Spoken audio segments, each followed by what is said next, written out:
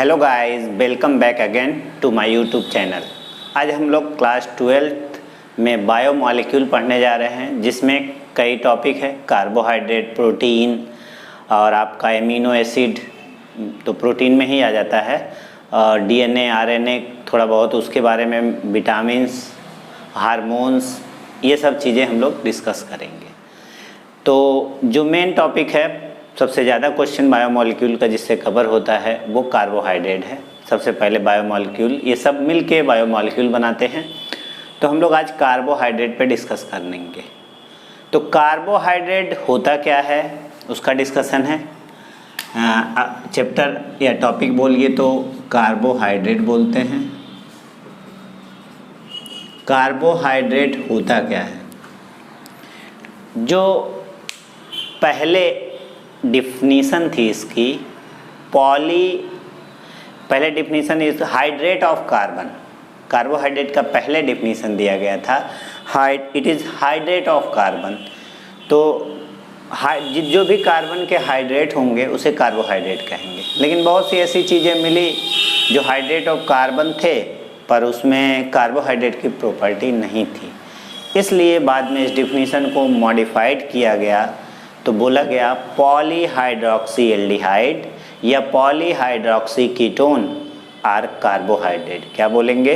Polyhydroxy aldehyde या polyhydroxy ketones are carbohydrate. क्योंकि आप देखेंगे जब हम ग्लूकोज या फ्रक्टोज का स्ट्रक्चर बनाएंगे तो उसमें पॉलीहाइड्रोक्सी मीन्स होता है बहुत ज़्यादा, उसमें OH ग्रुप या हाइड्रोक्सी ग्रुप होते हैं।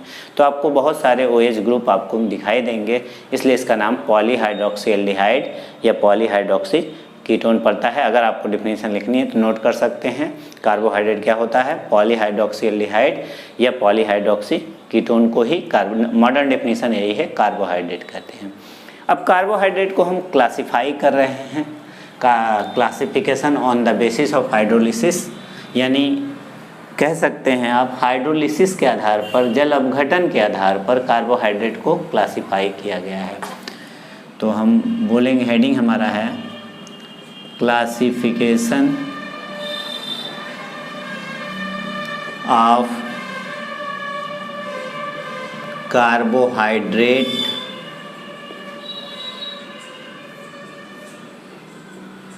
on the basis of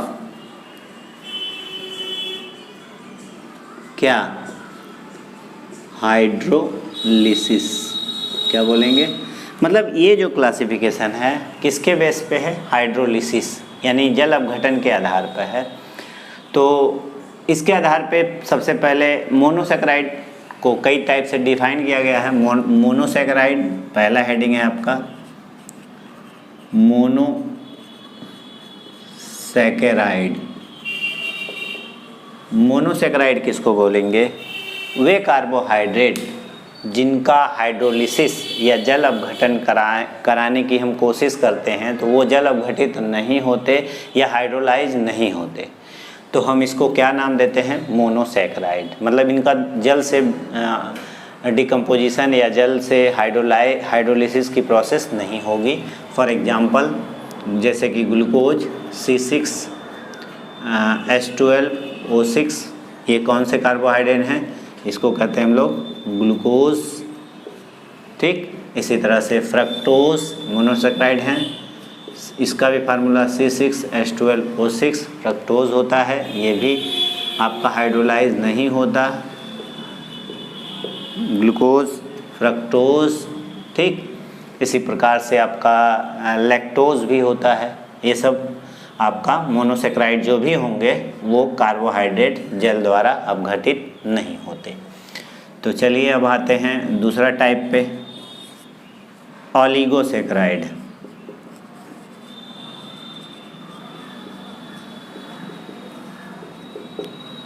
ऑलिगोसैकेराइड क्या होता है? ऑलिगोसैकेराइड ऐसे कार्बोहाइड्रेट होते हैं जिनको हाइड्रोलिसिस कराने पर, यानी वाटर से रिएक्शन कराने पर 2 to 10 मोनोसैकेराइड मिलते हैं। क्या आप बोलेंगे? वे कार्बोहाइड्रेट यानी those carbohydrate which on hydrolysis gives 2 to 10 monosaccharide या 2 से 10 मोनोसेकेराइड देते हैं, उसे हम ऑलिगोसेकेराइड बोलते हैं। तो ऑलिगो में कई आएंगे, तो उसमें पहला है डाइसेकेराइड, ए नंबर हम बोल दिए, डाइसेकेराइड।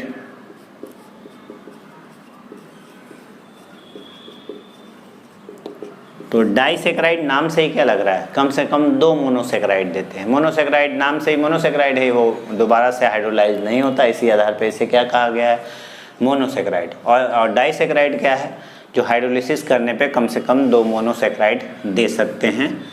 तो जैसे मान लीजिए सुक्रोज, इसका फार्मूला क्या होता है, C12 H22O11 plus 1 molecule of water. अगर इसको हाइड्रोलाइज करेंगे तो बनेगा C6H12O6 प्लस C6H12O6।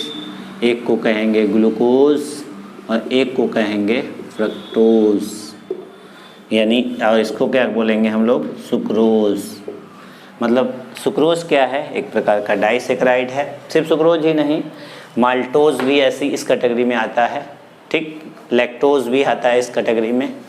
तो जिसको आप हाइड्रोलाइज करते जाइए, हाइड्रोलाइज करने के बाद आपको बहुत सारा मोनोसेकेराइड आपको मिल जाएगा। डाइसेकेराइड और माल्टोज का भी फार्मूला यही होता है, आप माल्टोज भी लेंगे तो सेम फार्मूला होता है। तो सुक्रोज और माल्टोज फार्मूला यही, नेम अलग, स्ट्रक्चर में थोड़ी चेंजिंग होती है, लेकिन आपके कोर्स में ज़्यादातर सुक्रोज है। तो इसके बाद बी नंबर इसमें आते हैं ट्राइसेकेराइड।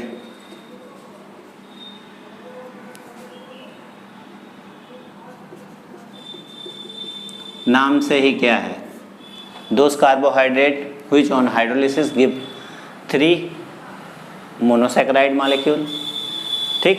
तो एग्जाम्पल, एक एग्जाम्पल इसका है जो आपके कोर्स में है, रेफिनोज। तो आप क्या करिए, सुक्रोज में C6H10O5 जोड़ दीजिए, तो कितना बन गया, C18 और S32 और O16, ये बना। इतना जोड़ने के बाद 2 मॉलिक्यूल ऑफ H2O ले लीजिए, इसका हाइड्रोलिसिस कराइए, तो आपको 3 मॉलिक्यूल किसका मिलेगा, C6H12O6, फिर C6H12O6, फिर C6H12O6। इसको ग्लूकोज, फ्रक्टोज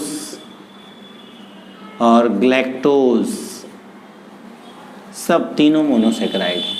क्या है, ग्लूकोज, फ्रक्टोज एंड ग्लैक्टोज। लेकिन ये ट्राइसेकेराइड का नाम क्या है, ये भी आपसे पूछा जाता है, रेफिनोज।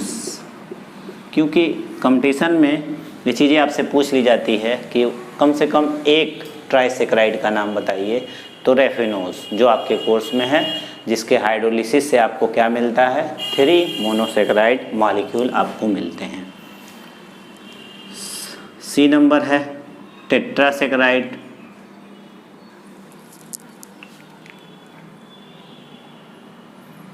ऑलिगोसेकेराइड में कई हैं, डाइसेकेराइड। ऑलिगो का मतलब 2 to 10 मॉलिक्यूल, उसमें डाइसेकेराइड आया, फिर ट्राइसेकेराइड, टेट्रासेकेराइड भी बोल सकते हैं। ये सब ऑलिगो में आ रहा है। सेकेराइड, इसमें भी C6H10 जोड़ दीजिए। C6 जोड़ेंगे तो कितना हो जाएगा, C24 और H42 और O21, 3 molecule of H2O gives out. क्या क्या गिव्स आउट कर सकता है ये देखिए, C6H12O6, ये हो गया आपका ग्लूकोज, फिर C6H12O6, ये हो गया आपका फ्रक्टोज, और C6H12O6 ये हो गया ग्लैक्टोज। आप कहेंगे सर फिर आपने वही बना दिया, लेकिन एक चीज़, जितने भी बढ़ते जाएंगे उसमें ग्लैक्टोज के मॉलिक्यूल बढ़ते जाते हैं, ग्लूकोज फ्रक्टोज आपका कांस्टेंट रहेगा। अब इसी तरह पेंटा हेक्सा जो भी हो, लेकिन आपके कोर्स में टेट्रासेक्राइड तक मेनली पढ़ना है ऑलिगो में। तो इसका नाम क्या है?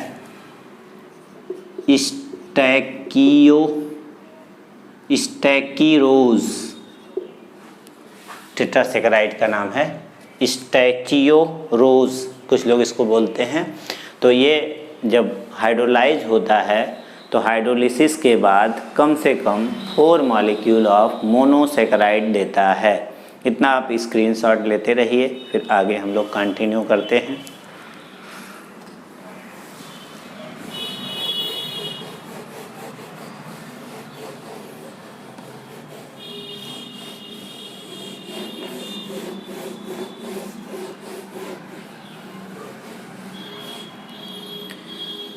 देखिए, आप ऑलिगोसेकेराइड पढ़ लिए, एक होता है पॉलीसेकेराइड, इसका भी एक क्लासिफिकेशन है पॉलीसेकेराइड। अब आप पूछेंगे पॉलीसेकेराइड क्या होता है? पॉलीसेकेराइड जिसमें बहुत ढेर सारे मोनोसेकेराइड मॉलिक्यूल होते हैं, यानी वे कार्बोहाइड्रेट जो बहुत से मोनोसेकेराइड से मिलकर बना होता है, उसे हम क्या बोलते हैं? पॉलीसेकेराइड। जैसे स्टार्च, सेलुलोज, ये सब ऐसे कार्बोहाइड्रेट हैं जो पॉलीसेकेराइड हैं। स्टार्च का फार्मूला भी आप जानते हैं, C6H10O5 जहाँ N की वैल्यू 100 to 3000 के आसपास होती है। यानी इनको हम अगर हाइड्रोलाइज करें, आगे कराएंगे भी, तो आपको N मॉलिक्यूल ऑफ मोनोसेकेराइड का मिलता है। तो इसलिए इसको पॉलीसेकेराइड बोलते हैं। इसकी काउंटिंग नहीं है, इतने से इतने के मिड में कोई भी कितने भी मोनोसेकेराइड इसमें मिल सकते हैं। तो ये सब पॉलीसेकेराइड कहलाते हैं। ठीक, अब टेस्ट के आधार पर, यानी बेसिस ऑफ टेस्ट, जिस टेस्ट का मतलब क्या होता है? मीठा है, खट्टा है, क्या है, इसके बेस पर इसको फिर से फर्दर क्लासीफाई किया गया है। ठीक है, इसका हाइड्रोलिसिस हम आगे ग्लूकोज के प्रिपरेशन में कराएंगे, इसलिए अभी नहीं करा रहे हैं। तो आप ये जान लीजिए, स्टार्च है, इसे ऐसी सेलुलोज का भी फार्मूला होता है। तो क्लास हेडिंग पड़ेगा क्लासिफिकेशन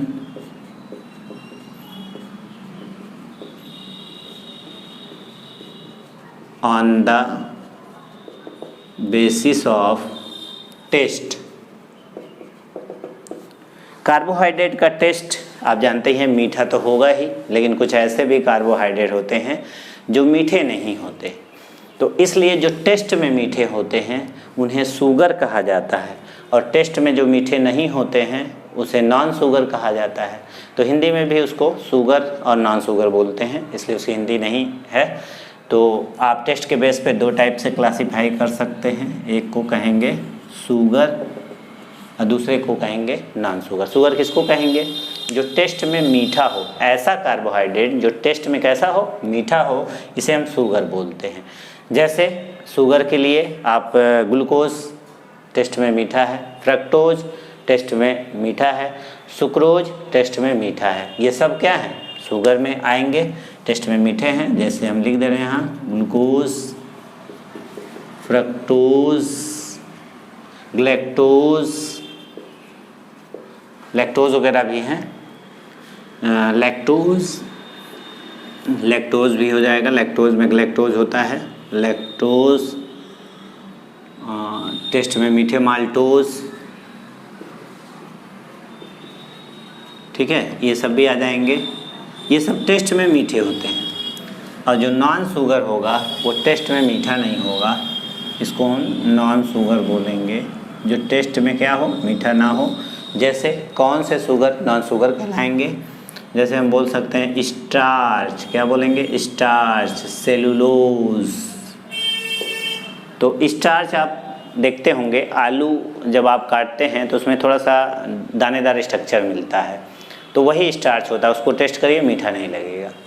और सेलुलोज मतलब वो मान के चलिए वो भूसा जो गाय भैंस आपकी खाती हैं, या लकड़ी का टुकड़ा सेलुलोज कहलाता है। आप खाएंगे तो उसको मीठा नहीं लगेगा। आपके एंजाइम में वो पावर नहीं है कि उसको हाइड्रोलाइज कर दे, लेकिन गाय भैंस को वो मीठा लगता है क्योंकि वो उसे हाइड्रोलाइज कर पाती हैं, मोनोसेकेराइड में ब्रेक कर देती हैं। हमारे लिए ये टेस्ट में मीठा नहीं है, इसलिए हम इसको क्या बोलेंगे? Non sugar. फिर से क्लासिफिकेशन किया गया है इसको रिड्यूसिंग नेचर के बेस पे कि हम जो कार्बोहाइड्रेट, कुछ कार्बोहाइड्रेट ऐसे होते हैं जो एल्डिहाइड और कीटोन को रिड्यूस कर सकते हैं, और कुछ कार्बोहाइड्रेट ऐसे होते हैं जो एल्डिहाइड व कीटोन को रिड्यूस नहीं कर पाते हैं। इस बेस पे भी हम क्लासीफाई किए हैं। तो हम फिर से हेडिंग डाल रहे हैं, फिर से classification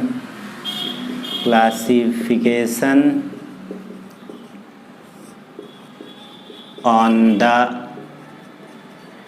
basis of reducing property.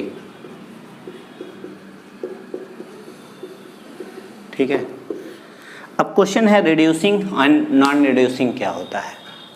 देखिए, रिड्यूसिंग का मतलब ये होता है कि वे कार्बोहाइड्रेट, ऑक्सीडेशन का मतलब एक स्टेप आगे जाएगा, रिडक्शन का मतलब एक स्टेप पीछे जाएगा। वे कार्बोहाइड्रेट तो सभी हैं, इसमें आप जानते हैं एल्डिहाइड कीटोन ग्रुप मिलता है। इसको हम Tollens reagent and Fehling solution हम लोग पढ़ चुके हैं। तो ये वे कार्बोहाइड्रेट जो रिड्यूसिंग उन्हें बोलेंगे जो टॉलेंट रिएजेंट और फेलिंग सॉल्यूशन को रिड्यूस कर देंगे। ठीक, तो वह रिड्यूसिंग शुगर होंगे जो दूसरे को रिड्यूस करने की टेंडेंसी रखते हैं, और जो रिड्यूस नहीं होंगे या नहीं करेंगे वो नॉन रिड्यूसिंग शुगर होंगे। तो इस बेस पे दो टाइप से क्लासीफाई किया गया है। एक को कहते हैं रिड्यूसिंग शुगर,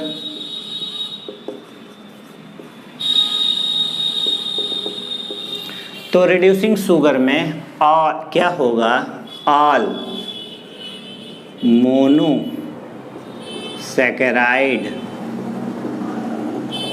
एंड डाइसैकेराइड